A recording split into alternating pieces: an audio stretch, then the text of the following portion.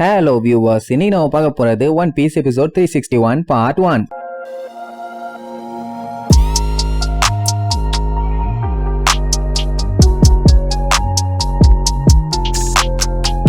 Open பண்ணா போன பாட்டுல நம்ம உசோப்பு மாசா பெரோனா என்ன ட்ரிக் பண்றான்னு கண்டுபிடிச்சிட்டான்ல. அதாவது அவளோட ஒரிஜினல் பாடி அங்க இருக்க ஒரு ரூம்குள்ள மறைச்சு வச்சுட்டு அந்த பொண்ணு அவ பாடியில இருக்க கோஸ்ட வெளியில கொண்டு வந்து நம்மள்ட்ட இவ்வளவு நேரம் ஆட்டம் காட்டி இருக்கா. அதனாலதான் அவளை தொடவும் முடியல, எதுவும் பண்ண முடியல. இப்ப அந்த ரூமை பிளாஸ்ட் பண்ணி அந்த பாடி எங்க இருக்குன்னு வேற கண்டுபிடிச்சிட்டான்ல. அவ பாடியை மட்டும் இவன் டேமேஜ் பண்ணானா இவ காலி. உசோப்பு இவளை அட்டாக் பண்ண விரட்டிட்டு வந்தான்ல, அந்த டைமே அவ செவுத்துக்குள்ள பூந்து போறது, பறந்து போறது, சுருங்கி போறது, விரிஞ்சு போறதுன்னு அவ குரங்கு வித்தைய பூரா காமிச்சிருந்தான்னா டவுட் வந்திருக்காது. இல்ல இந்த நாள்ல ஏதாச்சும் ஒரு வித்தையை காமிச்சிருந்தா கூட பஞ்சாயத்தா இருக்காது. ஆனா திடீர்னு இவ காணா போய் திருப்பி இந்த மாதிரி வந்து ஒரு டகால்டி வேலை பண்ணியிருக்கா. அப்பவே நல்லா தெரியுது பிசிக்கல் பாடி இல்லாம ஒரு கோஸ்ட் மாதிரி தான் இவ பண்ணிட்டு இருக்கான்னு. அவ ஓடும் போதே கத்திட்டு தான்டா ஓடனா, எதுக்கு இந்த மாதிரி ஒரு கேப் மாதிரி வேலை பண்ண. சோ இப்ப பச்சையா மாட்டிட்டதுக்கு அப்புறம் அவளுக்கு என்ன பண்றதுனே தெரியல. யாரா நீ எப்படா இவ்வளவு தெளிவா கண்டுபிடிச்சேன்னு அப்படியே மிரண்டு போய் தான் கேட்பான். அவன் கத்தி கத்தி உண்மையா பூரா சொல்லுவான், நீ ஒரு கோஸ்ட், என்ன டிஸ்ட்ராக்ட் பண்ணிட்டு இப்படி ஒரு வேலையை பார்த்திருக்க அப்படி இப்படின்னு அவன் உண்மையை சொல்ல சொல்ல அவளுக்கு திக்கு திக்குன்னு இருக்கும். ஏன்னா அப்படியே உசோப்பை எப்படியாச்சும் காலி பண்ணிடலாம் நினைச்சா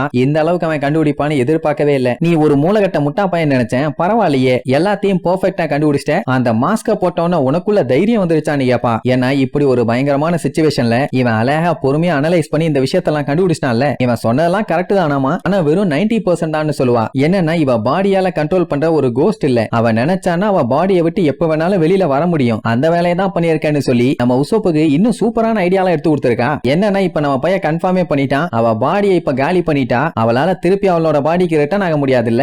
இப்பவே உன்னோட பாடியை நான் காலி பண்றேன்னு சொல்லிட்டு எய்மப்பான அவ பீதியாகி வேணாண்டா வேணாண்டான்னு சொல்லி கதறுவா பதறுவா. இதுதான் என்னோட ஸ்பெஷல் அட்டாக் பிக் பேங் ஸ்டார்னு சொல்லிட்டு அடிப்பான். ஆனா அது அவ மேல படாம சைல போய் அடிக்கும். உசோப்பால நம்பவே முடியல எப்படி இவன் அட்டாக் மிஸ் ஆச்சுன்னு. அவ கிண்டல் பண்ணுவா, என்ன டூட் மிஸ் பண்ணிட்டியா, உனக்கு ஒழுங்கா குறி வைக்கவே தெரியலன்னு. அடுத்த அட்டாக்ல காலி பண்ணிடுறான்னு எய்மப்பான். அதுக்கு நான் விட்டாதானடான்னு பெரிய சைஸ் கோஸ்ட் உன ஏவி விட்டுருவா. சின்னதே அப்படி வெடிக்குது, பெருசாப்ப எப்படி வெடிக்கும். உசோப்பா அதெல்லாத்தையும் யோசிச்சு பார்த்துட்டு ஆத்தாடி இதுல சிக்கனா என்ன ஆகுறது, வெடிச்சதுன்னா மொத்த பாடியுமே காத்தோட காத்தா கரைஞ்சிருமேன்னு ஓட ட்ரை பண்ணுவான். ஆனா அது நம்மால லபக்குன்னு ஒரு கவு ஐயோ ஐயோ ஐயோ ஐயோன்னு கதறிட்டு கிடப்பான். அவளுக்கு என்ன சந்தோஷம் தாங்க முடியல, நல்லா கதறு, கண்டிப்பா உன்னை நான் என்னோட பிசிக்கல் பாடியை டேமேஜ் பண்ண விட மாட்டேன், இதுக்கப்புறம் நீயே காலியாக போறடா கொய்யாலன்னு சொல்லி பயங்கர வில்லத்தனமா சொல்லிட்டு இருப்பான். உசோப்புக்கு அங்க என்ன பண்றதுனே தெரியல, கண்ணா பின்னான்னு கையும் காலையும் ஆட்டிட்டு கிடப்பான். இப்ப மட்டும் அந்த பலூன் மாதிரி இருக்க கோஸ்ட் வெடிச்சதுன்னா நம்ம பயலோட பாடி 2 துண்டா போயிடும். அதனால நீ ஒழுங்கா விட்டு எனக்கு என் பாடி வேணும் அப்படி இப்படின்னு தொண்டையிலேயே கத்திட்டு கிடப்பானா. அவ கிண்டல் பண்ணுவா, தம்பி அதுவும் கோஸ்ட் தான்ப்பா, நீ என்னதான் ததிகிடத்தோம் போட்டு ஆடுனாலும் அத உன்னால தொட முடியாது, நல்லா சந்தோஷமா சாவுன்னு சொல்லிட்டு நேரா அவ பாடிக்குள்ள போயிருவா. அப்படியே கட் பண்ணி இங்க லூஃபியை காட்டுறாங்க. அவன் நிலைமை அதுக்கு மேல மோசமா இருக்கு. ஏன்னா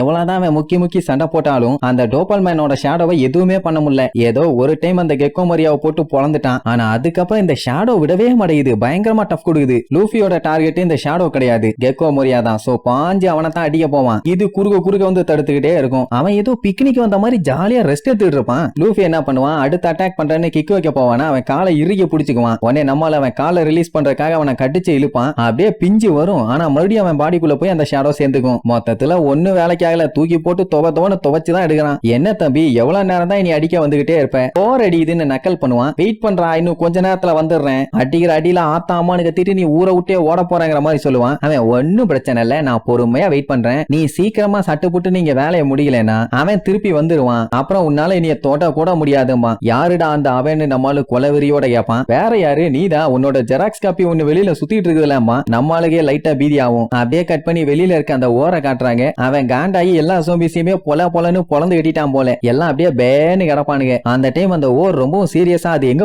போச்சுன்னு அப்படியே சந்து பொந்துன்னு அங்க எங்கன்னு எல்லா இடத்துலயும் தேடிட்டு கிடப்பான். அப்படி என்னத்த வெறி கொண்டு தேடிட்டு இருக்கான்னு பார்த்தா அவன் உடஞ்சு போன செவுரு ஒண்ணு தொப்பி மாதிரி இருந்தவன எடுத்து தலையில வச்சுக்கிட்டான்ல, அதை மிஸ் பண்ணிட்டான். சோ அதைத்தான் தேடி கண்டுபிடிச்சு தலையில எடுத்து மாட்டிக்குவான். எப்படி தொப்பிய மாட்டினதுக்கு அப்புறம் தான் அவனுக்கு ஒரு பைரட் ஃபீலிங்கே வருதாமா. சோ நான் கண்டிப்பா கிங் ஆஃப் த பைரட்டா மாறுவேன்னு சொல்லி தொண்டையிலேயே கத்திட்டு கிடப்பான். அப்புறம் பைரட்னா கெனான வச்சு சுட்டு அட்டாக் பண்ணி அப்படி இப்படின்னு கொஞ்சம் பரபரப்பா இருக்கணும்ல, அதனால தலைவர் அதை இமேஜின் பண்ணி பார்த்துட்டு கெனான தேடி அலைய ஆரம்பிச்சிருவான். நல்ல வேலை அந்த பாடிக்குள்ள லூஃபியோட ஷேடோ வச்சான், வேற எவனாச்சும் ஷேடோ வச்சிருந்தா அவ்வளவுதான் டன் டன் டனகனகாதான். அப்படியே கட் பண்ணி இங்க ரோபினை காட்டுறாங்க. ஜோரோவோட ஷேடோ இருக்குதே ஜிகரோன்னு ஒருத்தன், அவன் கூட சண்டை போட்டுட்டு இருக்கா. அவளோட பவர் என்ன, கைய வச்சு அலையாக்கா அவனை லாக் பண்றதானே. தானே அத பண்ணுவா. ஆனா அவன் அதையுமே மீறி வர ட்ரை பண்ணுவான். அவளும் எவ்வளவு முக்குன்னு முக்கிய அமுக்கி பாப்பா. டப்புன்னு கைய ஒரு உதருவான். அங்க அவன் அப்படி கைய தெறிக்க விட்டதுல இங்க ரோபின் தெரிச்சிருவா. இப்படி ஒரு முரட்டுத்தனமான ஸ்ட்ரென்த் இருக்குன்னு அவ கொஞ்சம் கூட எதிர்பார்க்கவே இல்ல. அந்த டாக்டர் ஹாக்பேக்கு செம ஹாப்பி. ஏன்னா இவங்க சைடு இப்ப ஸ்ட்ராங்கான ஆள் இருக்கானே. நீ இன்னும் ஃபைட் பண்ணுமா, தாராளமா போடு, தேவையில்லாத அடிதான் வாங்கணும், அதனால ஒழுங்கா கிவ் அப் பண்ணிருமா கண்ணுன்னு சொல்லி கிண்டல் பண்ணுவான். சின்றி இது எல்லாத்தையுமே அப்படியே நோட் பண்ணிட்டே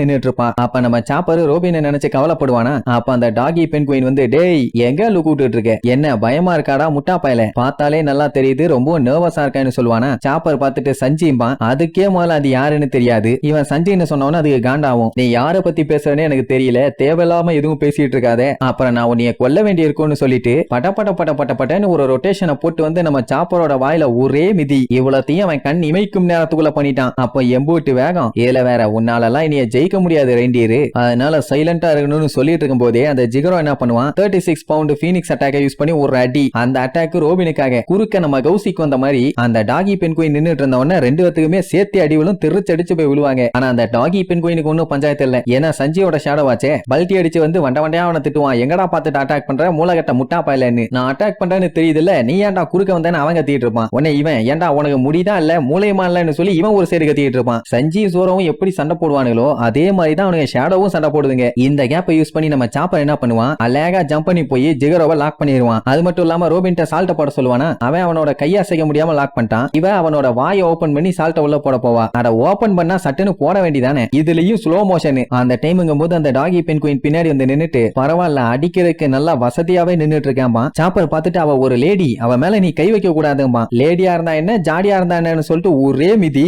உடனே ரோபின் அப்படியே பர்த்னு விழுவா. சோ என்னாச்சு, சால்ட்ட போட முடியல. அதை விட நம்ம சாப்பருக்கு ஷாக் என்னன்னா, சஞ்சியோட ஷேடோ லேடிஸ அடிச்சிருச்சு. இது அவனால சுத்தமா நம்பவே முடியல. அப்படியே முழிச்சிட்டு இருப்பானா. அந்த டைம் ஜிகரோ தூக்கி ஒரே அடி அப்படியே பேன்னு விழுவான். அந்த டைம் அந்த டாகி பெண் குயின் அவன் மேல ஏறி நின்னுகிட்டு, தம்பி இதோட கதை முடிஞ்சது, கதம் கேம் ஓவர், இதுக்கப்புறம் தொகுறாத, வச்சு செஞ்சிருவேமா. அந்த ஜிகரோ நேரா ரோபினுக்கு முன்னாடி போய் கத்திய நீட்டி அவளை அசைய முடியாத மாதிரி ஸ்டாப் பண்ணிடுவான். மொத்தத்துல இவங்க ரெண்டு பேரும் தொக்கா மாட்டிட்டாங்க. சண்டை இதோட ஓவர். அந்த லூசு பைய டாக்டருக்கு செம ஹாப்பி. இனிமேட் அவனை யாராலையும் தடுக்க முடியாதுன்னு. அப்படியே கட் பண்ணி காட்டுக்குள்ள காட்டுறாங்க. அங்கன சில பல அனிமல்ஸ் அப்படி இப்படின்னு சொல்லி ஜோம்பிஸா சுத்திட்டு இருக்கும்ல, அதுங்கெல்லாம் இங்கிட்டு அங்கிட்டுன்னு பீதியில பயந்தடிச்சு கண்ணா பின்னான்னு ஓடிட்டு இருக்குங்க. என்னடான்னு பார்த்தா எல்லாம் நம்ம ஓர் பையதான். கெனானெங்க எனக்கு கெனான் வேணும் அப்படின்னு சொல்லிட்டே வருவான். ஆனா கொஞ்ச தூரம் வந்ததுக்கு அப்புறம், ஆமா நான் எதுக்கு கெனான தேடிட்டு இருக்கேன், ஆமா இது என்னது தலையில வெயிட்டான்னு சொல்லி அவன் தொப்பியா வச்சிருப்பானே அதையும் தூக்கி கீழே போட்டுட்டு, ஆமா நான் இங்க என்ன பண்ணிட்டு இருக்கேன் அப்படின்ட்டு மெமரி லாஸ் ஆன பேஷண்ட் மாதிரியே புலம்ப ஆரம்பிச்சிருவான். சொல்ல போனா நடுவுல கொஞ்சம் பக்கத்தை காணும் தான். மறுபடியும் தலைவர் பயங்கரமா யோசிச்சு பார்த்துட்டு நான் கிங் ஆஃப் த பைரட்டா மாறணும்னு சொல்ல வருவான். ஆனா சடனா ஸ்டாப் பண்ணி இல்ல நான் கிங் ஆஃப் த பைரட்டா மாறினாலாம் சரிப்பட்டு வராது,